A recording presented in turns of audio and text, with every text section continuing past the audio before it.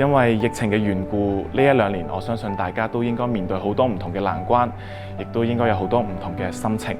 同體驗。受到疫情停工停產嘅影響，我亦都十分之相信喺呢一刻咧，仍然都有好多人面對緊。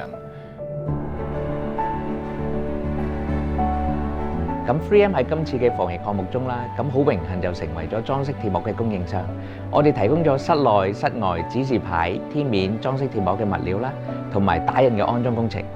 今次咧天面建築裝飾鐵膜咧，一共應用咗超過3萬平方米嘅 3M 裝飾鐵膜物料，係全球最大嘅一個天面建築裝飾鐵膜項目，由108棟大廈天面組成一幅雨後彩虹嘅圖畫。其實我覺得我哋更加需要嘅係傳遞一種希望嘅力量，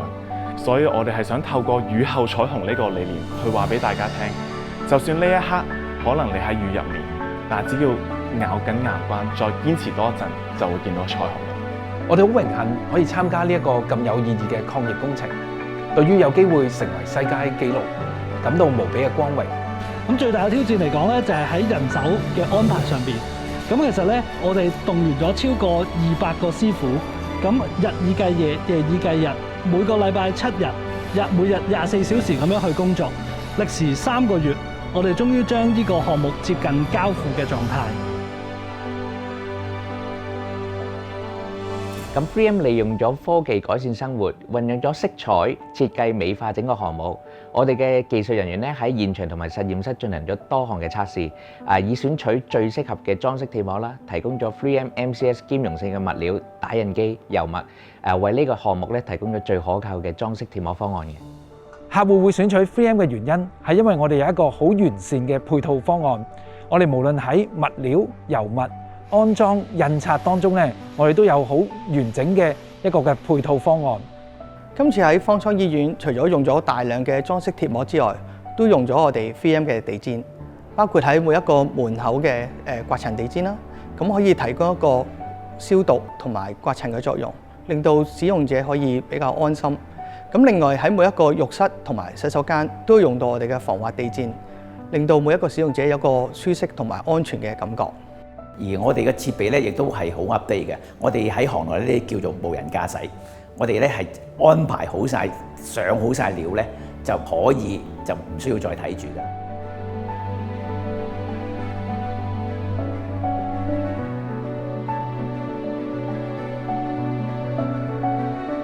由於天面係屬於高溫暴曬嘅環境，所以對物料嘅要求都會比較高。我哋今次採用嘅建築裝飾鐵膜嘅特性，就係佢嘅貼服性好強同埋防水，就算喺室外都唔會影響到佢嘅貼合能力。喺日曬雨淋嘅環境之下，都可以維持一個好嘅狀態。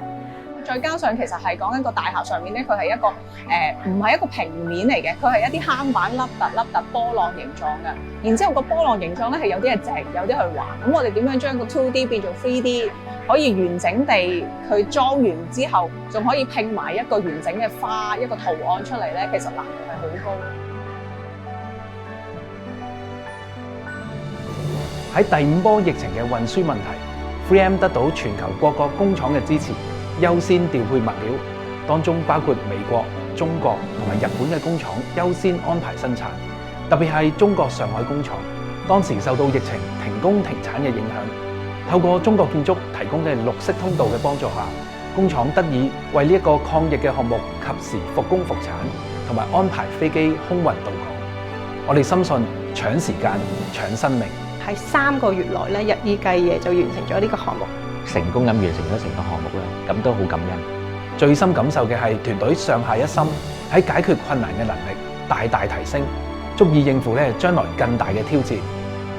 想為呢個世界咧同香港傳播一啲正能量同色彩，係傳遞一種希望嘅力量。咁亦都好高興可以為到香港嘅疫情盡一分力啦。咁呢個係對自己感受好深嘅。裝飾鐵膜工程能夠為整個社會喺建築設計上面錦上添花、畫龍點睛。